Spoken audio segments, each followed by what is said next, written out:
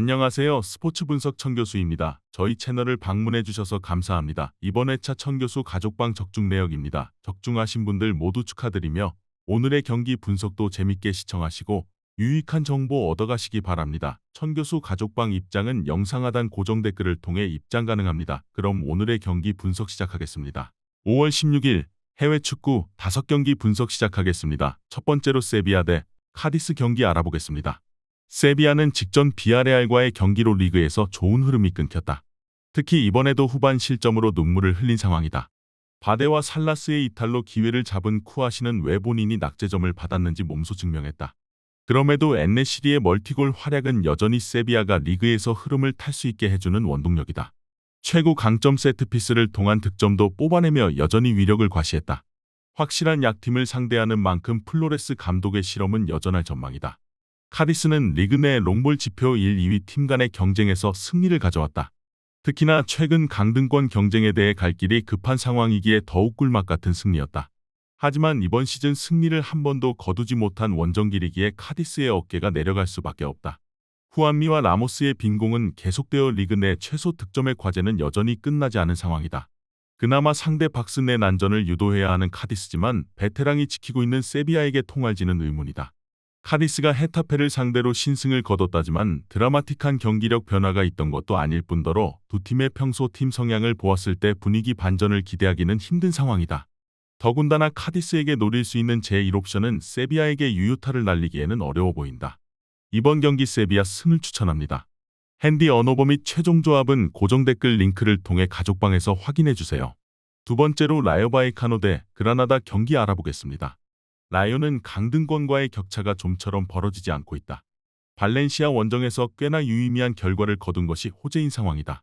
그렇지만 이후 바르셀로나 원정과 아틀레틱 클루브 홈 경기가 남아있기에 그라나다를 확실히 잡아야 잔류를 확정 지을 수 있다. 직전 경기에서 디미트리에프스키와 무민과 르젠이 지키는 최후방 라인은 여전히 견고함을 보였다. 또한 카메오의 박스 내 터치가 13%로 접근은 나쁘지 않았던 상황이지만 결정력에서 계속된 아쉬움이 노출된 상황이다. 홈이지만 수비적인 방침을 여전히 유지할 것으로 보이는 라요 바이카노다. 그라나다는 최근 리그에서 3경기 동안 패배를 기록하지 않으며 좋은 흐름을 타는 듯했으나 이어진 세비야와 레알 마드리드전에서 난타당하며 강등을 확정지었다. 레알 마드리드 상대로도 보예가 박스 내에서 15%의 터치와 함께 기민한 모습을 보이며 위협적인 장면을 연출했지만 함께 출전한 우주니가 지워지며 언더독의 반란은 무산된 모습이다. 그럼에도 중원의 루이스가 꽤나 상대적 약팀 상대로 존재감을 드러내기에 기대하기에는 충분해 보이지만 선수단의 분위기와 동기부여가 많이 꺾여 있을 것으로 예상된다. 리그 내에서도 손꼽히는 빈공을 자랑하는 두 팀인데 그라나다의 분위기는 지금 그 어느 때보다 침체된 것으로 보이는 상태다. 라요를 향한 물귀신 작전을 수행할 힘도 부족해 보이는 것이 어쩔 수 없는 상황이다. 라요의 경우 그라나다 상대 전적도 우수하고 동기부여가 어느 때보다 끈끈하게 이루어질 전망이다. 그라나다의 이번 시즌 원정 첫 승리는 이 매치에서 힘들어 보인다. 이번 경기 라요 바이카노 승을 추천합니다. 핸디 언어버 및 최종 조합은 고정 댓글 링크를 통해 가족방에서 확인해주세요. 경기 분석 잘 보고 오셨나요? 다음 경기 분석 보시기 전에 천교수 가족방 입장하시는 법 안내해드리도록 하겠습니다. 첫 번째로 영상 하단 댓글을 클릭해주세요. 두 번째로 링크를 클릭하신 후 세 번째로 채팅 참여하기 클릭하셔서 문의 주시고 답장 기다려주시면 됩니다. 남은 영상 유익한 정보 얻어가시길 바라며 이어서 다음 경기 분석 시작하겠습니다. 세 번째로 브라이턴 대 첼시 경기 알아보겠습니다. 브라이턴은 최근 폭발적인 공격력을 보이던 뉴캐슬을 상대로 1실점만 허용하면서 어찌저찌 발목을 걸었다. 그럼에도 최근 5경기에서 3득점으로 빈공에 대해서는 갈 길이 먼 상황이다. 공격진의 득점은 페드루의 한 골이 전부다.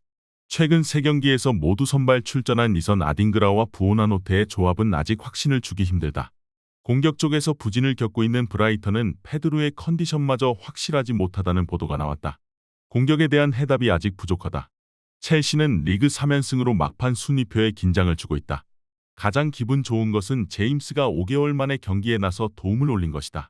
시즌 내내 많은 질타와 의심을 받았던 포체티노의 축구가 선수단의 호흡이 맞아가며 공수양면으로 효과가 나오고 있다. 그럼에도 노팅엄전에서부터 노출했던 미흡한 역습 대처는 발목을 꽤나 잡는다. 더군다나 바디아실 같은 자원들의 갑작스런 집중력 저하도 첼시에게는 여전히 주의해야 할 포인트다. 첼시가 브라이턴 원정에서 특별한 모습을 보인 것도 아닐 뿐더러 첼시가 최근 부진을 겪는 중에도 브라이턴에게 상대 3연승으로 강한 모습을 노출 중이다. 더군다나 올해 들어 무득점 경기가 없을 정도로 공격진의 폼은 올라와 있는 상황이다.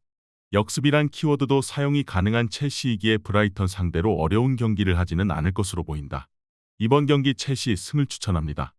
핸디 언어버 및 최종 조합은 고정 댓글 링크를 통해 가족방에서 확인해주세요.